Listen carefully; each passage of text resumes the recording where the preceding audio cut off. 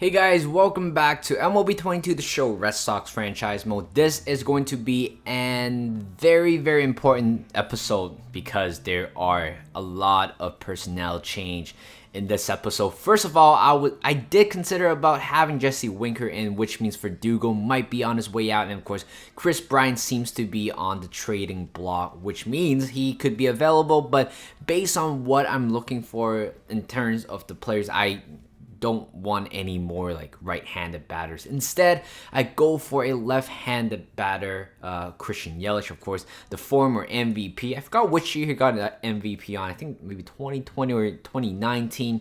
Turns out I got Christian Yelich, which means Alex Verdugo will be heading out as well. So does Matt Barnes as well. And right now we have to recruit a closer, and the first closer that could come to mind is actually Edwin Diaz.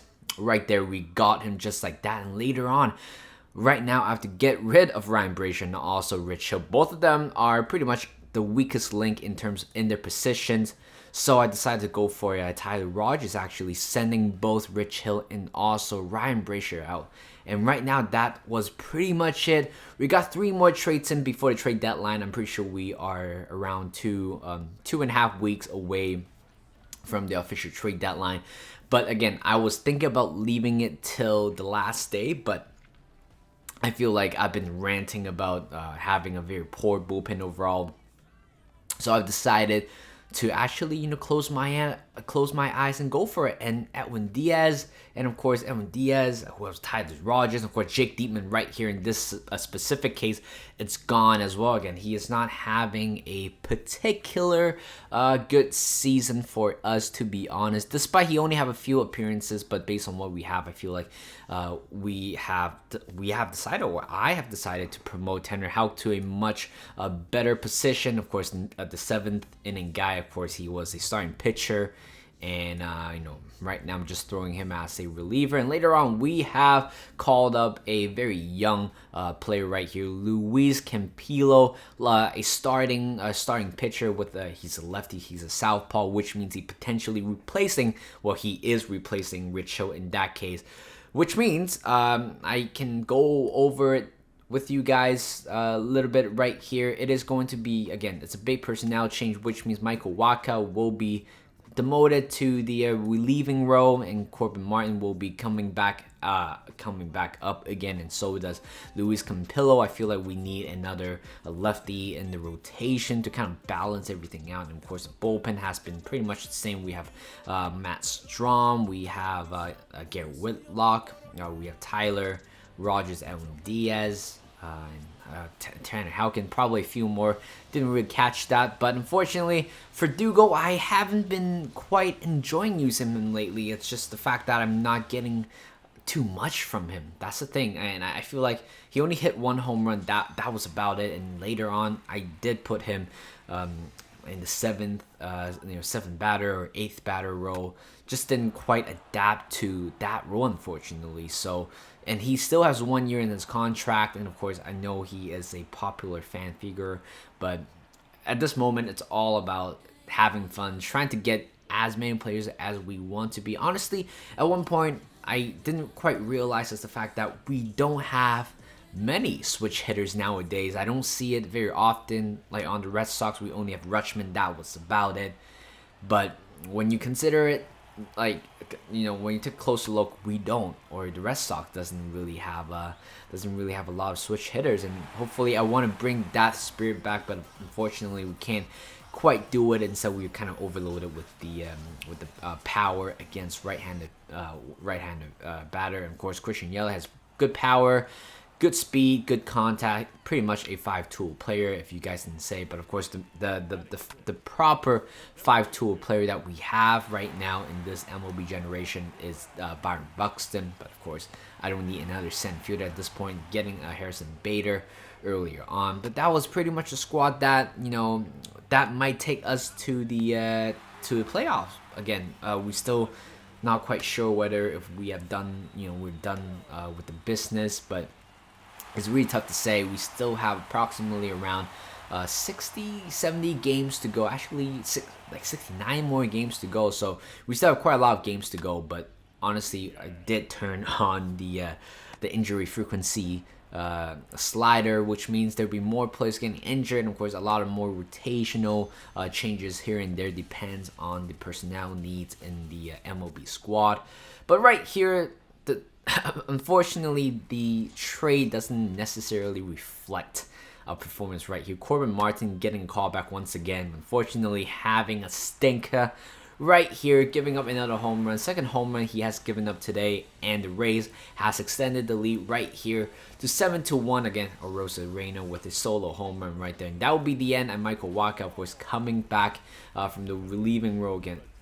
Of course, I'm trying to trying to use him more efficiently. I was thinking about trading him, but I feel like he would be a good potential. He would be a good person to be in that bullpen as a relieving role. But turns out he was.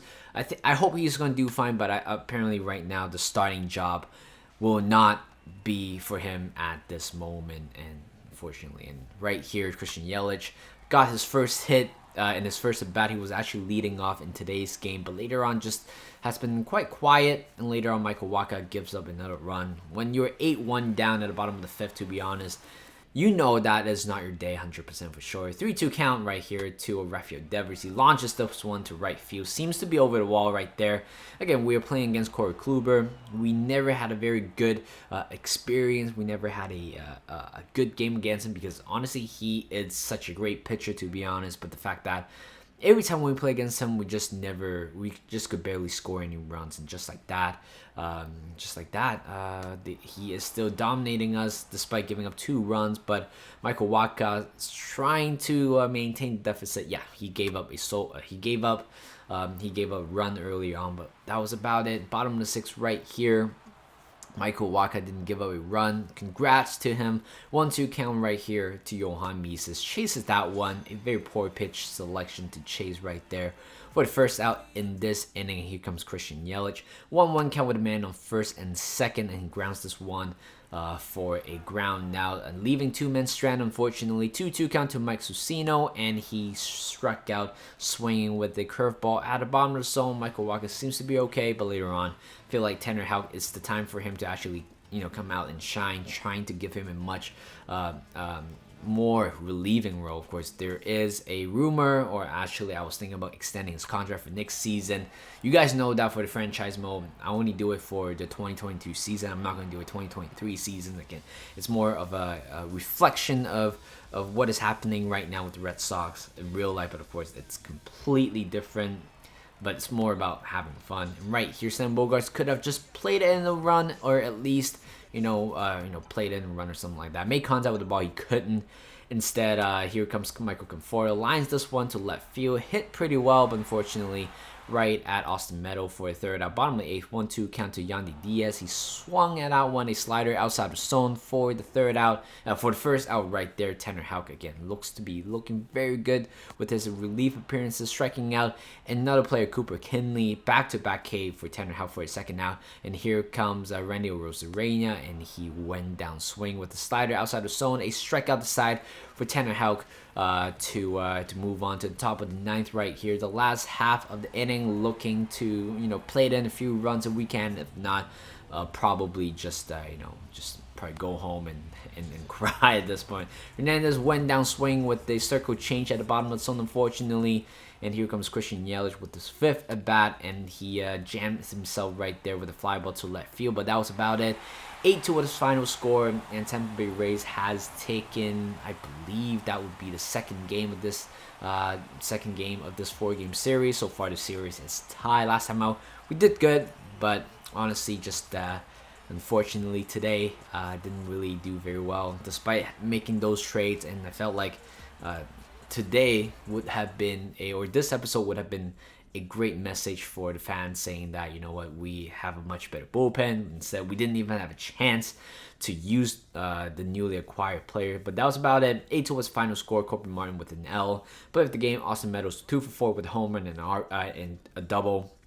Corey Kluber pitched 7 strong innings, allowing 2 earned runs, striking out 4, and that's it. 1-1 to the series, and we're looking to win the series or tie the series, or potentially win the remainder of this series, hopefully. So thank you guys for watching. Hope you guys enjoyed this video. Like this video, subscribe to my channel, and I'll see you guys in a bit.